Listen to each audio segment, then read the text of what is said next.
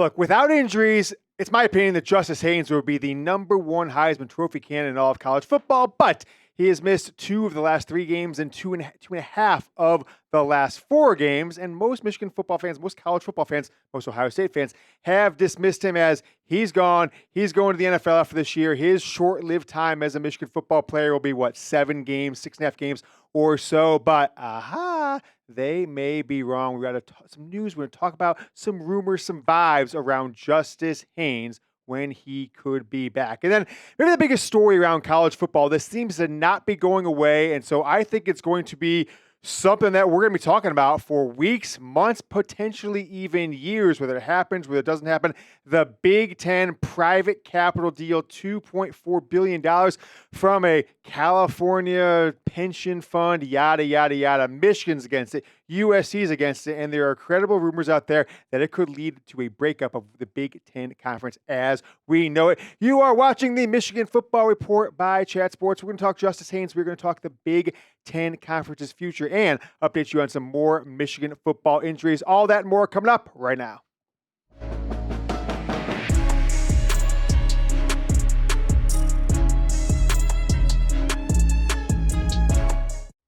You see the number on screen, 28 is the number we need to get to 36,000 subscribers. So if you've yet to do so and you want a video today, tomorrow, post-game on Saturday, go ahead and subscribe to the Michigan Football Report. Hit that subscribe button right below the video. We get to 36,000 subscribers today.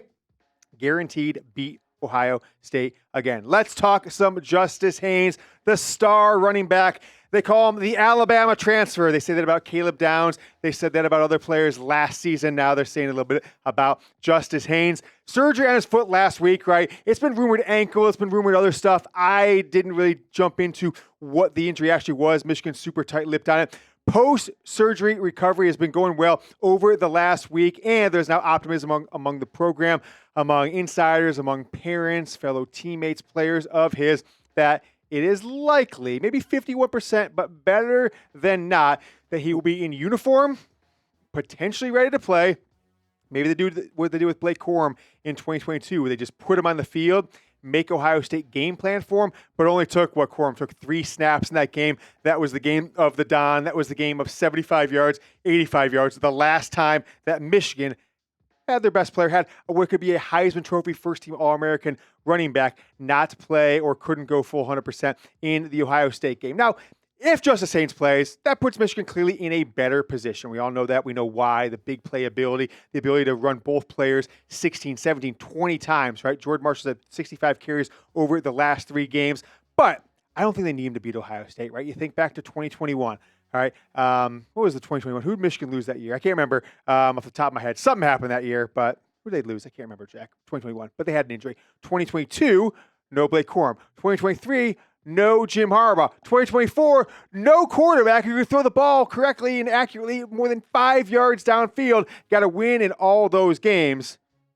And now Justice Haynes. Will he or won't he? I think the result's going to be the same either way for this program. So just keep your eye out for it.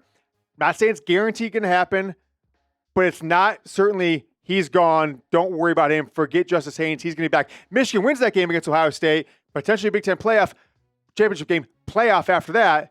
He will return 100%, but the Ohio State game is just slightly above 50-50 for Michigan's star running back. You got Northwestern this week. You got a game I want to go to, Jack. My wife is going on a girl's birthday trip to Austin Friday morning, so not going to be able to travel for that one, unfortunately, but Michigan is 11.5-point favorites at Northwestern, at Wrigley Field. You guys should go if you have the ability to. It should be a really fun environment. I've seen those when they played them in the past. Northwestern going under a complete stadium transformation. There's some stuff out on social media. Check out the Champion Circle, the NIL Fund social media. They are turning one of the bars near Wrigley Field into a Michigan bar. I think it's Rick's, the popular Ann Arbor place, if I read that correctly.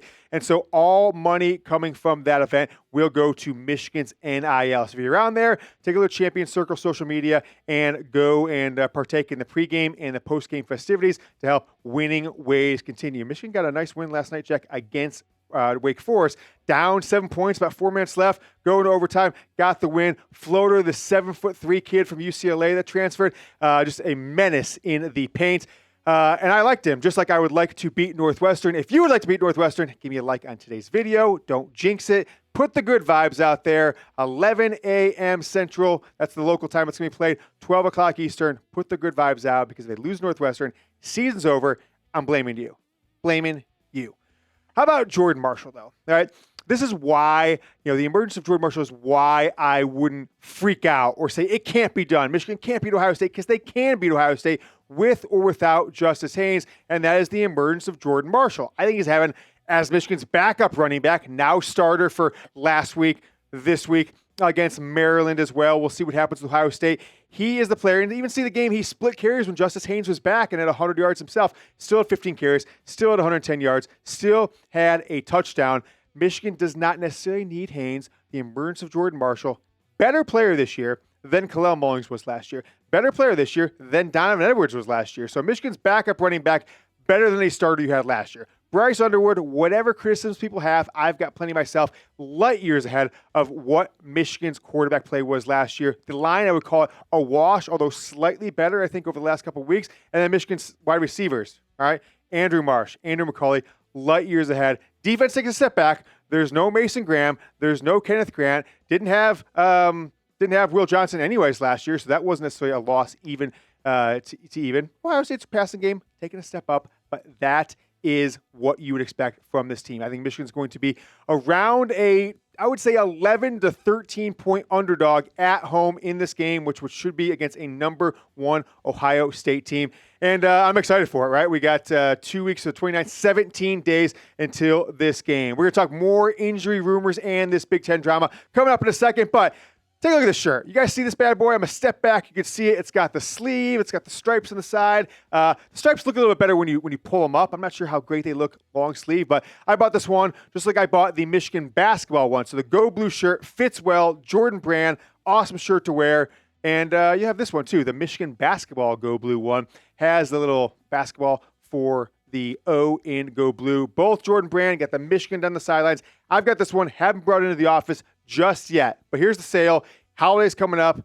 Thanksgiving in 2 weeks. You don't want to pay full price when retailers jack up their prices for the holidays. The Go Blue white shirt was $45, now $23 in honor of the 2023 National Championship, I am sure. The Bebo one was $45, now $28 in future tense when Michigan's going to win, their second of the second and third national title from now, right? Just going in there. But $28 for the basketball one, $23 for this white Go Blue one. And get them now. Links are second paragraph of the description. You see them there. Chatsports.com/MishBball, Chatsports.com/Mish long sleeve. Go down in the description, second paragraph. Click them and get a deal. Let's take a look at some injury timelines that I think I feel comfortable about, but aren't 100% just yet. We'll say it's 99% chance that Cole Sullivan will be in the lineup this week. I would probably say it's 75%.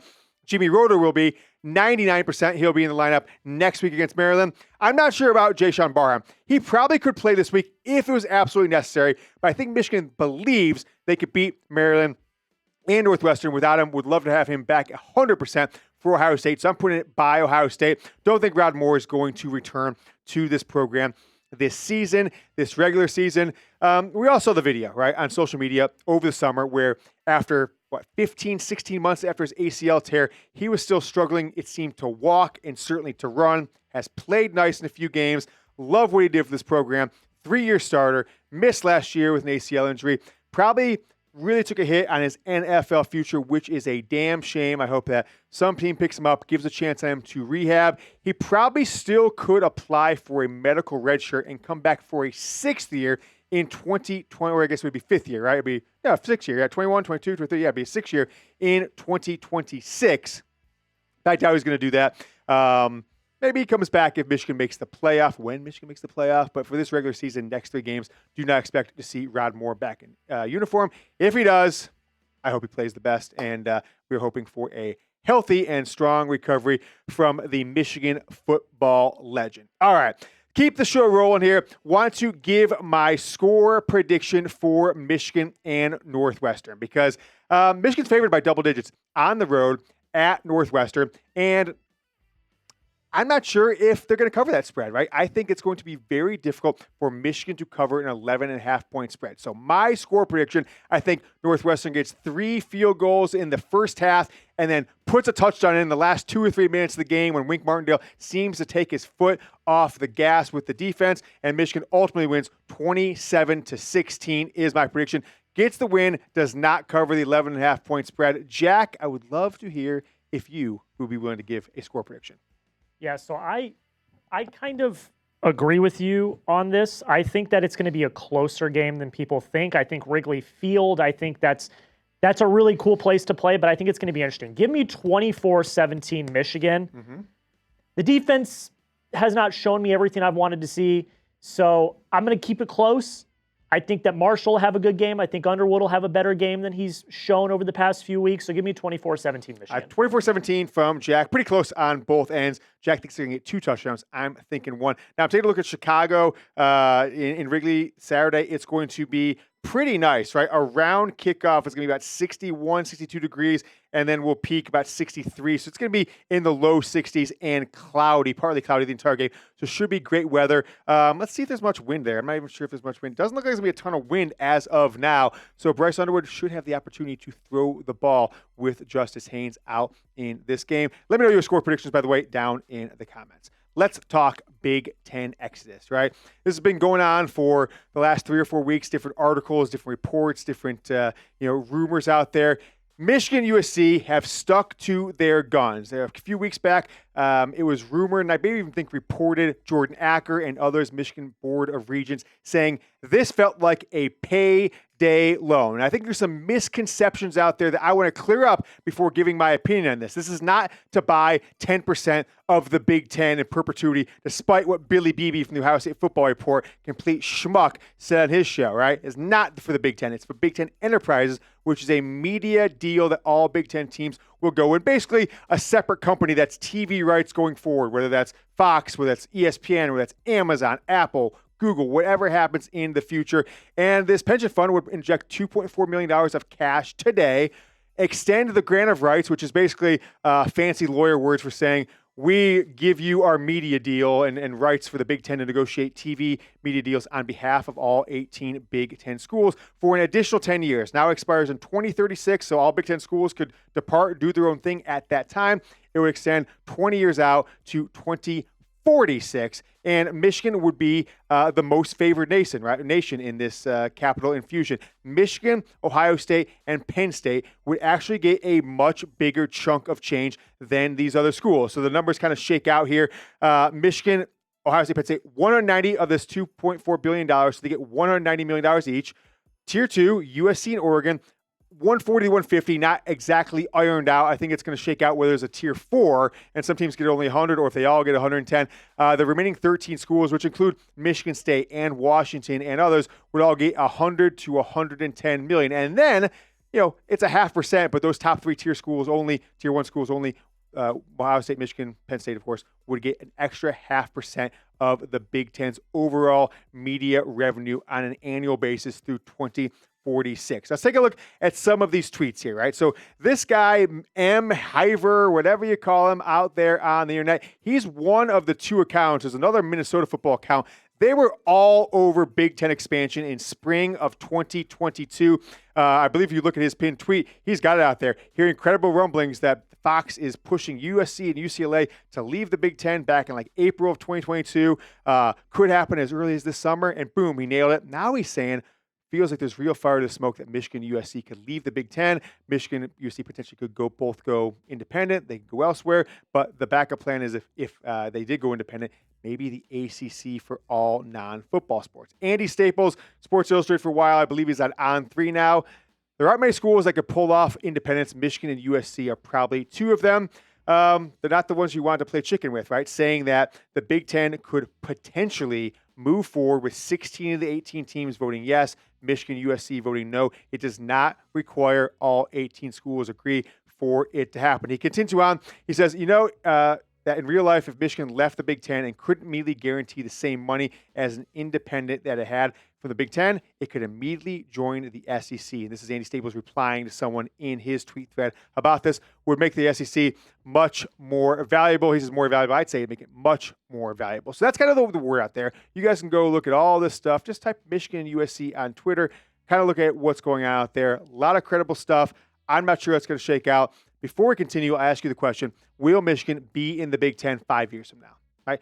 5 years from, say, 2030, give me a simple yes or no down in the comments. I'm going to say yes, but you guys let me know what you guys think. The Michigan Regents. I've been tough on them in the past. I thought they did not do a good job with the Connor Stallion-Signgate saga. I think they did a good job with putting proper support behind Jim Harbaugh in 2023, keeping him as Michigan's football coach, and with the NCAA investigations, but they're against this deal. They call it a payday loan. Michigan does not need the money, according to the Michigan Regents, since what's kind of broken out of their meetings, and that's great.